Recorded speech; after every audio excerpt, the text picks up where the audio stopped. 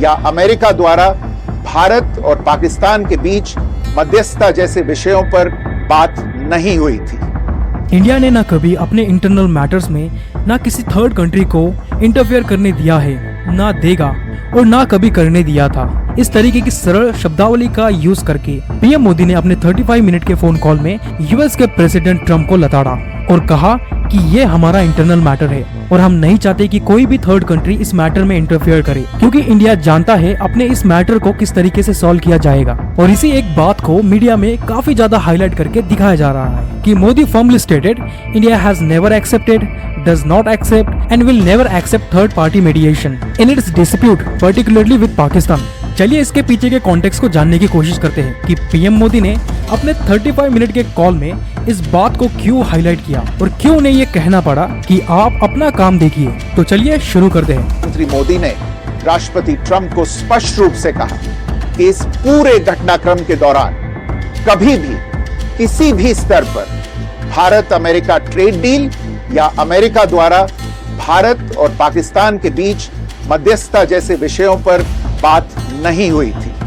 Context ये है कि G7 मीटिंग के लिए इंडिया के प्राइम मिनिस्टर मोदी कनाडा गए हुए हैं और वहाँ पर जितने भी वर्ल्ड लीडर मौजूद हैं, उन सभी से इंडिया के रिलेशन स्ट्रॉन्ग करते हुए बातें की। जहाँ पर उस मीटिंग में ट्रम्प भाई साहब एब्सेंट थे, वो किसी कारण से इस मीटिंग को बीच में छोड़ के यूएस में लौट चुके थे और उनके जल्दबाजी में जाने का रीजन इजराइल और ईरान की वॉर है। ये मीडिया में डिस्कस किया जा रहा है और इस बात को मजाक में लेते हुए फ्रांस के प्रेसिडेंट इमैनुअल मैक्रोन ने ट्रम्प के ऊपर एक ट्वीट भी किया था, जो कि वो ट्वीट ट्रम्प को बहुत चुभा था।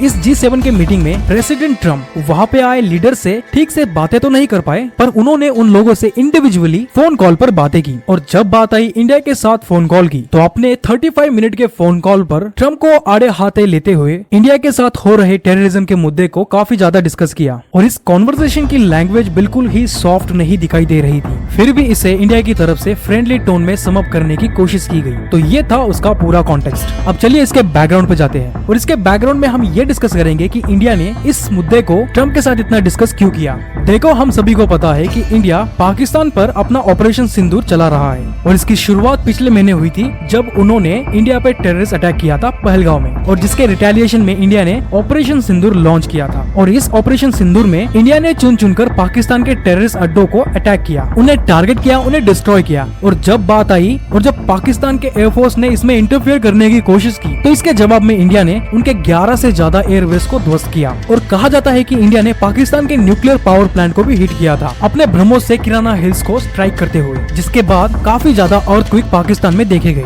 जो कि ये क्लियरली इंडिकेट करता है कि कुछ ना कुछ तो वहाँ पे हुआ है। और इसके बाद जो कुछ भी हुआ वो इंटरेस्टिंग था। पाकिस्तान के अपने टॉप मिलिट्री जनरल ने इंडिया के टॉप मिलिट्री जनरल को फोन किया और कहा, हम अपने तरफ की फायरिंग को रोकते हैं, आप अपने तरफ की फायरिंग को रोको, क्योंकि आप लोगों ने हमें कुछ भी करने के लायक नहीं छोड़ा। हमारे एयरक्राफ्ट, हमारे मिलिट्री बेस, हमारी न्यूक्लियर साइट्स, इन सभी को आपने जिस तरीके से टारगेट किया है, अगर ऐसा ही चलता रहा तो हम किसी को मुंह दिखाने के लायक नहीं रहेंगे। और शायद उन्होंने इंडिया के पहले एक कॉल यूएस को भी कर रखी थी, और जिसका पूरा क्रेडिट लेते हुए ट्रम्प इंटरफेयर करते हैं और कहते हैं कि मैंने इन दोनों की सीज फायर करवाई है, मैंने इन दोनों को फोन कॉल करके ये वॉर इमीडिएटली रुकवाई है और दोनों के साथ एक ट्रेड डील भी नेगोशिएट की है, जिससे कि इन दोनों कंट्रीज को इकोनॉमिक बेनिफिट्स मिल सके। और दोनों कंट्री इस बात पर मान चुकी है और इन सभी का क्रेडिट मैं लेता हूँ। इस तरीके की बातें कहकर डोनाल्ड ट्रम्प ओपनली ट्वीट करते हैं सोशल मीडिया पर। हालांकि इस बात की कंफर्मेशन इंडिया ने कभी नहीं दी, इस बात को भी कभी एक्सेप्ट नहीं किया और कहा यह भी जा रहा है कि तब से लेके अभी तक इंडिया और यूएस के बीच में इस मैटर में कोई भी ऑफिशियल टॉक नहीं हुई थी, जो कि अब फाइनली जाकर इस 35 मिनट के फोन कॉल में सामने आई। और हमें इंडिया की भी तारीफ करनी होगी कि इंडिया ने कैसे ये राइट प्लेटफॉर्म चुना अपनी बात को लोगों के सामने रखने के लिए,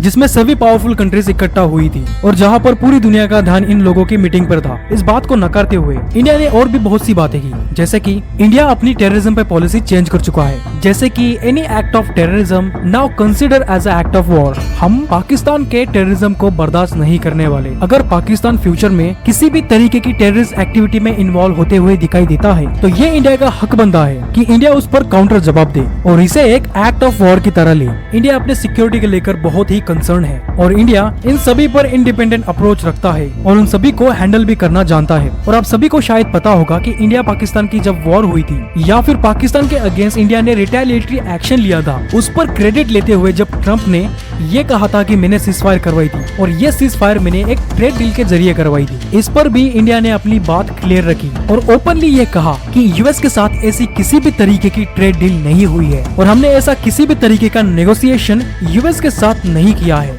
और इंडिया किसी भी तरीके का नेगोशिएशन इस सब्जेक्ट पर नहीं करने वाला। ट्रेड डील की तो छोड़ ही दो, ये सारी यूएस की मनगढ़ंत बातें हैं जो कि यूएस इस पर क्रेडिट ले रहा था। इस ट्रेड वाली बात को भी सबके सामने रखना बहुत जरूरी था क्योंकि इसे भी काफी ज्यादा डिस्कस किया जा रहा था और कहा जा रहा था कि इंडिया ने अपने एक ट्रेड डील पर पाकिस्तान के साथ सीज फायर कर ली है, जो कि बिल्कुल भी सही नहीं है।